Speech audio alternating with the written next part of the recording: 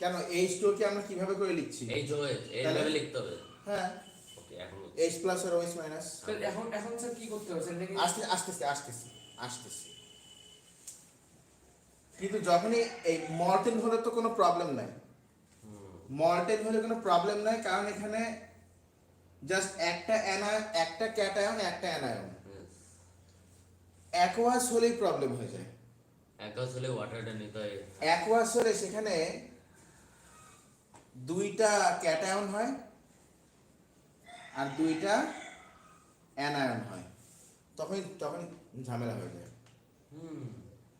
কারণ ক্যাথোড বা অ্যানোড ওরা একটা ক্যাটায়নকে নেবে। Cathode will take only one cation, anode will take only one anion. কাকে নিবে? অ্যানোড কোন অ্যানায়নটাকে নিবে? স্যার ক্যাথোড কোন ক্যাটায়নটাকে নিবে? আন্দাজি সিএল। ক্যাথোড কোন ক্যাটায়নটাকে নিবে? এখানেই হচ্ছে প্রবলেমটা তৈরি হয়।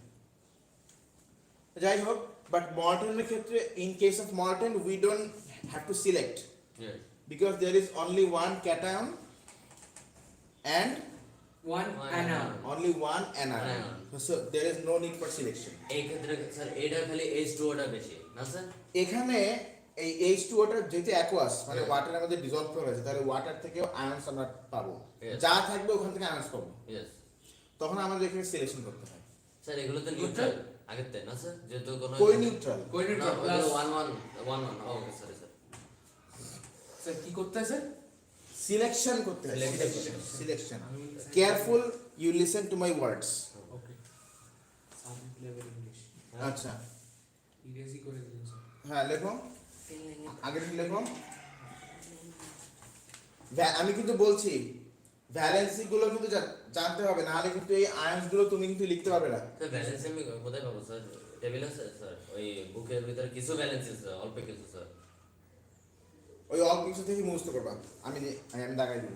ওকে স্যার। স্যার বেশ এখন ধরো আমি যদি বলি ক্যালসিয়াম ব্রোমাইড মর্টেন, তাহলে বলো কি কি পাবা? ক্যালসিয়াম ব্রোমাইড এন্ড বলে sir Ca just calcium ion আর bromide ion bromide ion. Sir Ca plus and Br minus Ca2+ Br and Br minus। ও স্যার এটা তো ব্যালেন্স মুক্স করতে হবে স্যার। হ্যাঁ, বাট আমি যদি বলি aqueous calcium bromide, So Ca2 plus Br minus H plus OH minus H+